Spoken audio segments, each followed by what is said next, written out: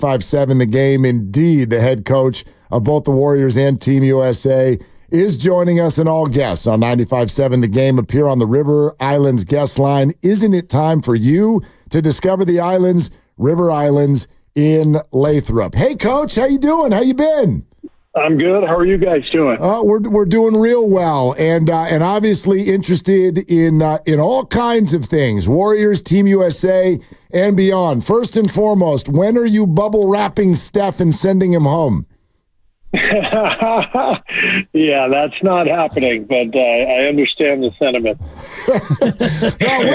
What has kind of stood out for you so far? And you've got this game. I know it's an exhibition, but this game against Canada tonight. So why don't you let everybody just know kind of the state of the proceedings through your eyes?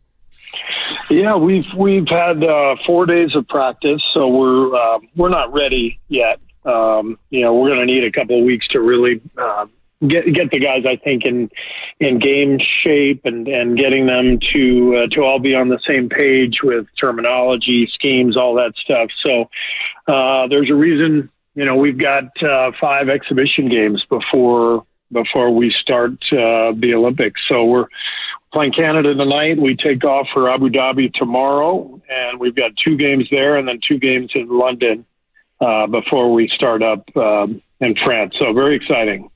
Is this more difficult than coaching the Warriors in that you've got so many more mouths to feed and now you've got Kawhi out and you got Derek White in? Is it more difficult to try to juggle playing time and juggling the egos with this team?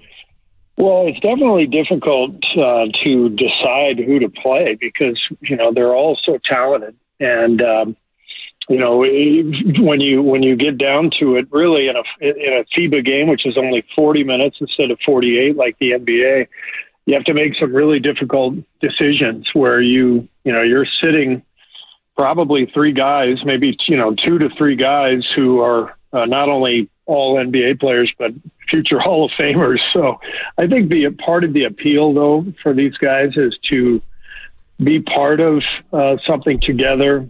They're so used to competing against each other all season in the NBA, and I think they really love coming together for USA basketball and competing together, being together for 5 weeks.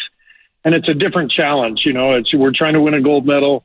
There's nobody really cares about, personal accolades or point totals or stats or anything.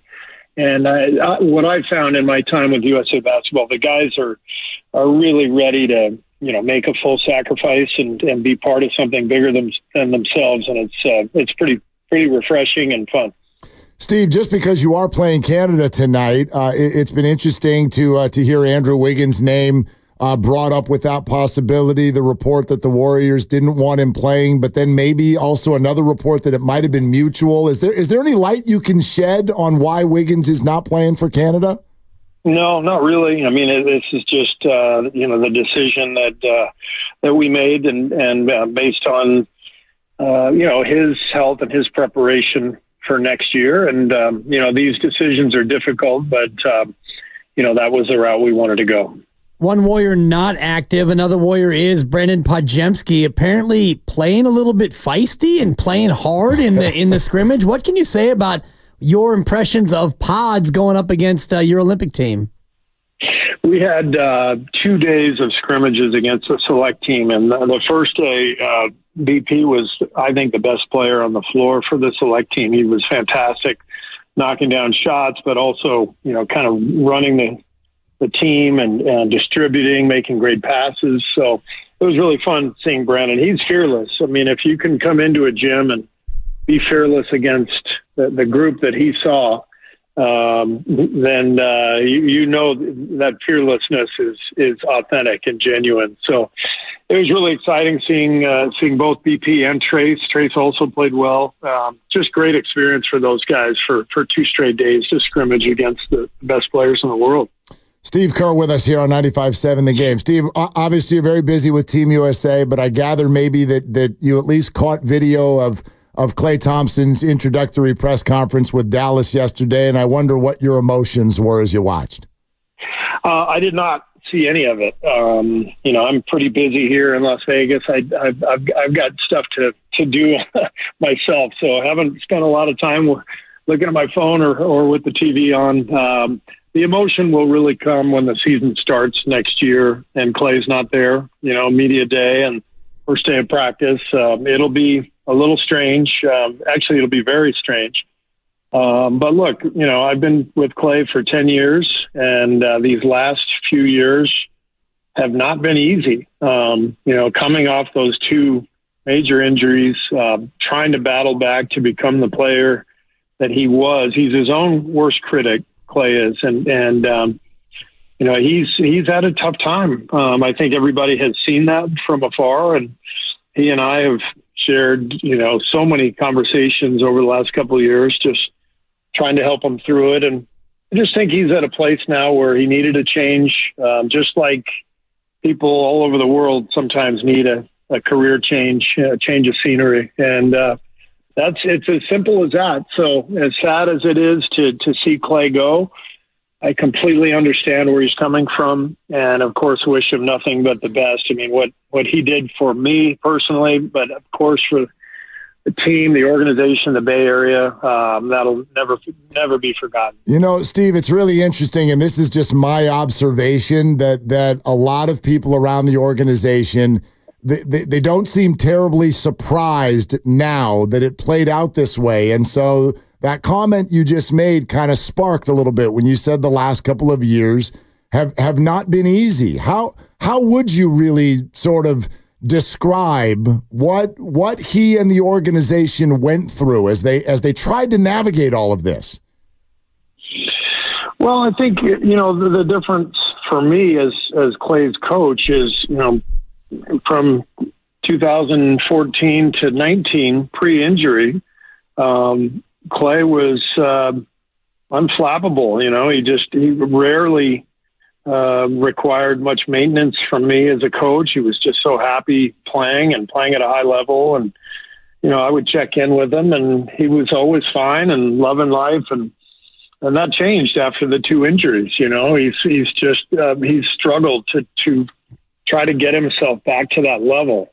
And even though I think he played really well at times for us over the last few years and obviously helped us win a championship in 22, you look at the numbers, even though this wasn't his best year, he still averaged 18 points and shot, I think, 39% from three, something like that. So, he was still a really high-level player. It's just in his own mind, and I think in the minds of everyone watching, he wasn't the same guy and as he was prior to the injuries, and Klay really struggled with that. And I think the stuff that went on organizationally, honestly, I think that stuff is all sort of just a byproduct of the frustration with the injuries. And we were always, in great stead with Klay in terms of our relationship and, communicating how we felt about him.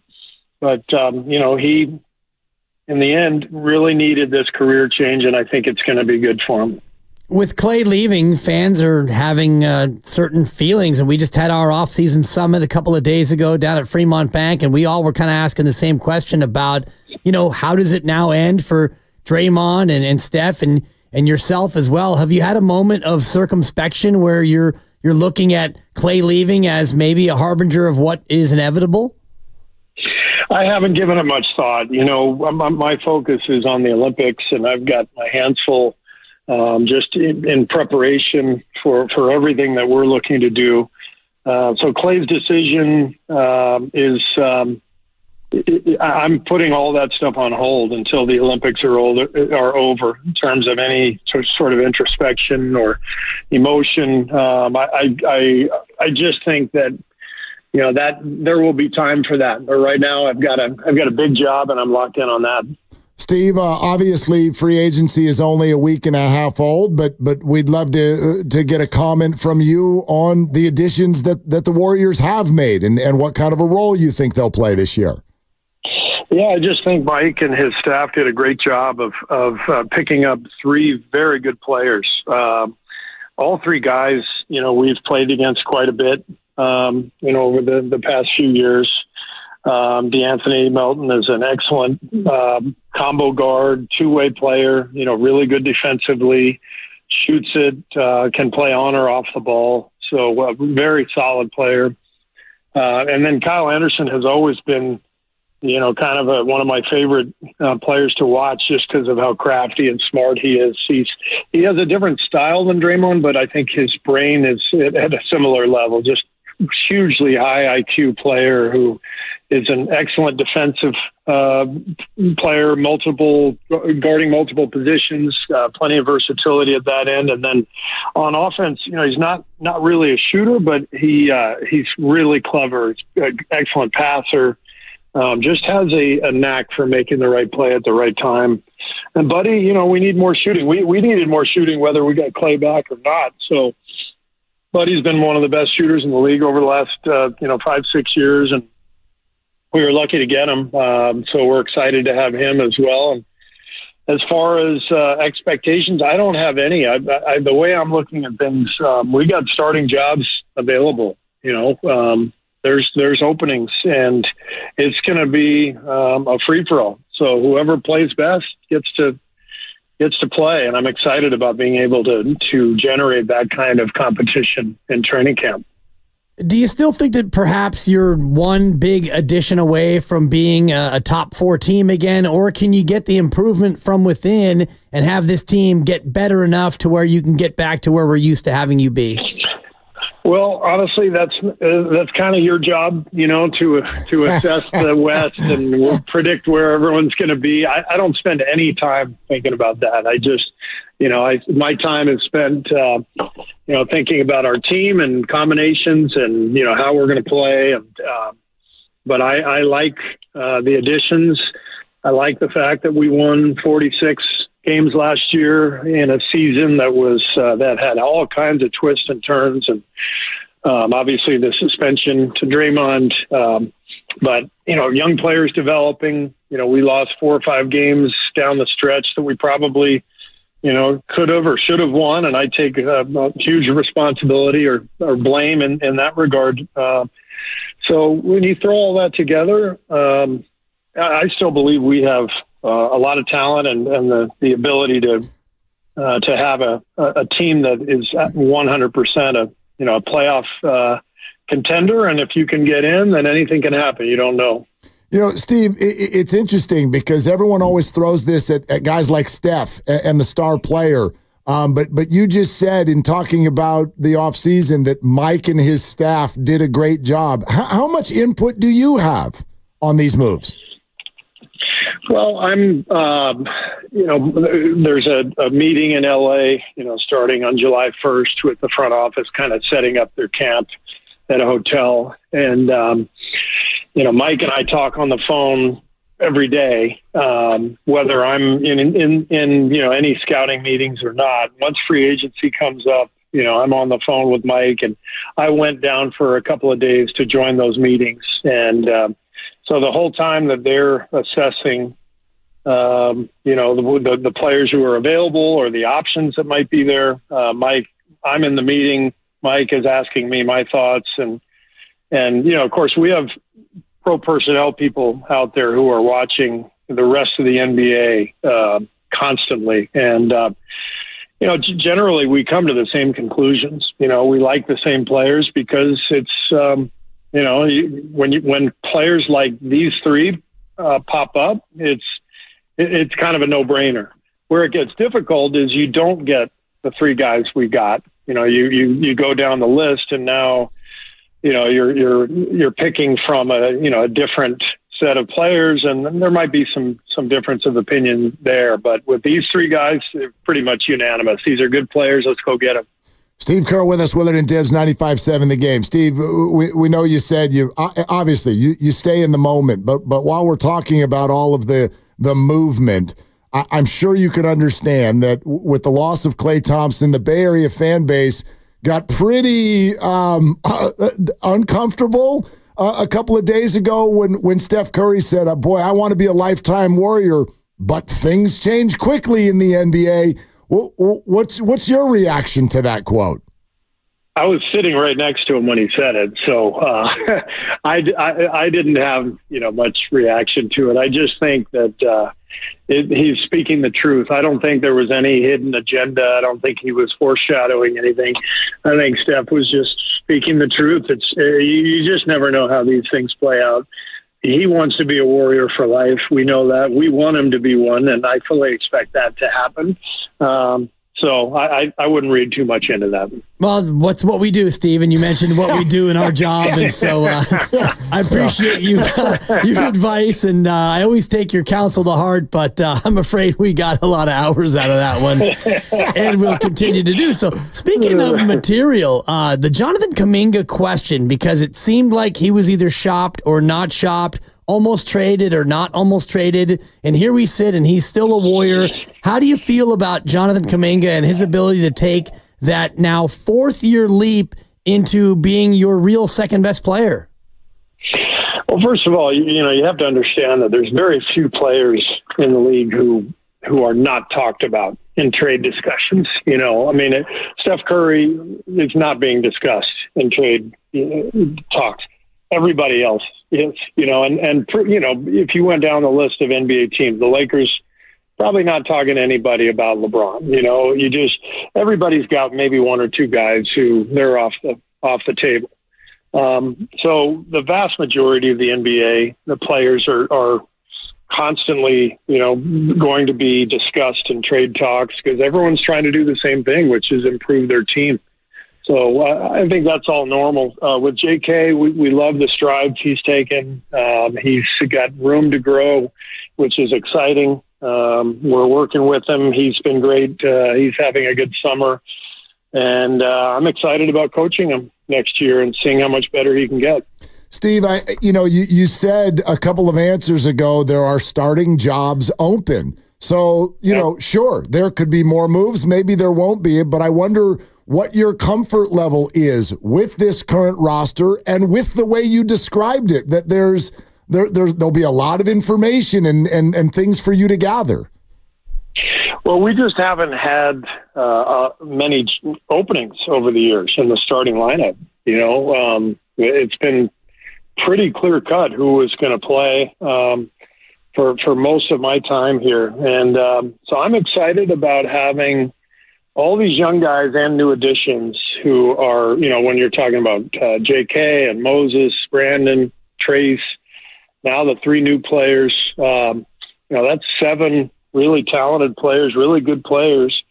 And, other than Steph and Draymond, I don't know that anybody has a position set yet. So it's going to be an exciting camp. Competition's great for everybody. And we have a new set of players, brand new, really, and with the 3 new guys. And if you look at it over the last couple of years, our roster is dramatically different than it's been for the bulk of my 10 years here. So a lot to learn about these guys, a lot to experiment with. And as I said, jobs available. So it's exciting. Does it present the same sort of challenge you had last year, though, when you had seemingly 11 guys for 9 spots and you had to constantly figure out who is going to be up and who is going to be ready to go? Does it become more difficult as a head coach when you've got 11 or 12 legit players for, as you like to say, 9, maybe 10 spots? No, you'd much rather have that than the alternative, and that's our job as a staff. It's my job is to help guys through that if they're not in the rotation and talk them through it. And in the NBA season, everybody gets a chance. It's just the way it works. 82 games, everyone's going to get their opportunity. And I love these situations where may the best man win. It's healthy. It's healthy for the team. It's healthy for the individual. I want the best out of each guy, and we'll see where everything stands. Steve Kerr with us on 95.7 The Game. Coach, back to Team USA. What does it mean to you to get to do this and have this experience alongside Steph? Well, it's an incredible honor. I mean, very few coaches in American history have been able to say that they've been the Olympic head coach. I mean, it's an unbelievable honor. So I'm proud to represent my country, proud to represent the NBA, and really proud to work with this group of guys. Amazing players, hell of a coaching staff. Ty Lue, Eric Spoelstra, Mark Few. This is a once in a lifetime experience, and it's so exciting, and couldn't be happier doing this. Got to be exciting watching young Cooper Flagg play, and I know he's not yet a Duke Blue Devil and not yet NBA eligible, so you could probably speak freely, I hope, but if you can't, even hypothetically, a 6'8", 17-year-old who balls out, what does that look like to you, Steve? Well, I'm just not going to answer. I've been fined before by the NBA for talking about underclassmen. I got a big wall. No, you don't. No, you don't. I got a savings account, Steve Kerr. I got Steve, you. You're right. You're right. He doesn't. You're right. Steve, I'm making $22 an hour here, Steve. I'll work all year if I can just get this one answer. Cooper Flagg, your thoughts. Let's go, Kerr. I don't even know who that is. All right. Next hour, we're going to discuss whether or not the Warriors should tank for Flagg. Will you call in as a caller? Just call in. Give us your take. Let's go to Steve in Vegas with his thoughts. No, yeah. I got a different Olympic question for you, which is what's it like to be back with KD? And by the way, what's his availability? It's been great. You know, we've actually been together a couple times now since he left the Warriors. You know, I was an assistant coach in Tokyo in 21, so I was with Kevin there, and then here, and then of course, whenever we've played against them, we've had plenty of conversations, and I enjoy coaching Kevin. He loves the game so much, and he loves FIBA. I think this is his fourth Olympics, so going for his fourth gold medal, pretty amazing. But it's really fun to be back with him. So much fun to coach against the guys who I've coached against, over the years. LeBron, watching him in practice, he practices so hard. He reminds me a lot of Steph, actually, just the effort, every play, every drill, the communication, the intensity. It's no wonder why he and Steph are who they are, and why they keep getting better with age. They both just work so hard. So really fun, and Kevin should be back in a couple of days. He has soreness in his calf, but we expect him to be playing with us on this road trip we're taking and next week. And then, we'll get it rolling. We'll see how we can do. Coach, go get a gold medal. We're really pulling for you. Good luck. And also do remember, we've got your back. All right. Thanks, you guys. All right. Thanks, Steve. See, Steve. There he goes.